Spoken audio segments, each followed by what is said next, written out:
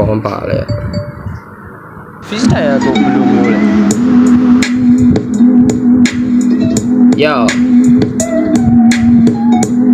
hey hey ဖြစ်ချင်တဲ့ဆန္ဒရရှိရင်ပြောပြလိုက်အိမ်ကတဘောမကြတဲ့ခါတိုင်းမင်းကိုလေးပြန်ပြီးတော့ညင်းပယ်စင်းရရှင်းတယ်ကိုလမ်းအောင်ကိုရှောက်ရမှာပဲတားရင်သူတို့တာဝန်ကျေးတဲ့ဆူဆုံးမတဲ့ဘွားတွေတဲ့ကတော့မှစာသားတွေနဲ့မင်းကိုလောဘသားတွေထဲမှာပြောပါလို့သွားမနေကြတွေ့ကြတော့ငါတို့ရင်းနဲ့မခင်းကြရတယ်မင်းမရှင်းရဲ့စာသားညက်ကိုငါကတ်ထက်လဲပြန်လဲရှင်းပြမယ်လူတွေကခက်တယ်မတရားနားမလဲတချို့တွေကပြောလေခက်လေပူပူပြီးတော့နားမလဲခက်တယ် green pop ကဖွင့်ပြီးခုံချပါလိုက်အောက်ကိုတန်းကြဟေး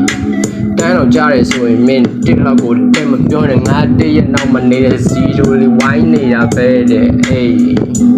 ကာလာတွေလာပြီးတော့ငါ့ကိုနိုင်မနေပါနဲ့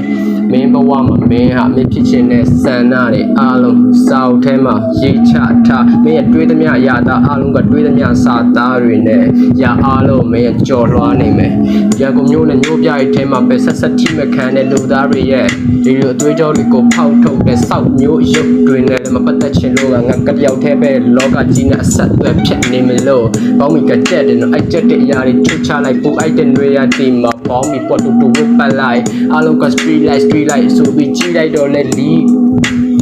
အားလုံးမှာပြောပြရင်စောရကားတွေတက်ပြီးတော့ရမ်းကျွဲ့မယ်ပေါင်းဝင်းကြီးကမျက်လုံးတွေနဲ့တောက်ထောက်ပြီးကြည့်နေကြရတယ်စောက်တော့ပြီးတီးနေကြရတယ်ဆိုရဲလေဘွားတွေကနားမဝင်တော့တစ်ခါလေးတော့ရှိတယ်များအရာတွေအားလုံးကိုခံစားပြီးတေးပုတ်ပန်းကတန်တေးတေးချိုသားတဲ့ဘွားတွေကိုရန်တို့လိုမျိုးပဲမင်းကကြောပြမယ်နားမလဲနားမထောင်ခဲ့တဲ့ဘွားတွေမစက်တိုက်တွေတွားလို့ပဲအန်တော်တွေကိုတွားချိုယို